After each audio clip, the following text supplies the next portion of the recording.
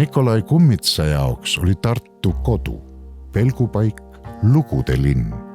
Kasvades üles vaeses Aguli piirkonnas, oskas ta läbi isikliku kogemuse välja tuua selle räsitud, ent nii inimliku paiga tõelist ilu. Nii muutusid tolmused tänavad Lõuendil soojaks ja siiraks, inimeste koduks. 1940. aasta kevadnäitusel eksponeeritud Sume tänavavaade võlub öövalguse diskreetse õrnusega. Heledad valgusvihud segunevad munakividel öiste kuukiirte meelapaitusega. Üksikud helkivad detailid muudavad aga ümbritseva justkui läbipaistvaks. See on soojus, tunne, mis toob vaatajani linnaelanike igapäevased mured ja rõõmud.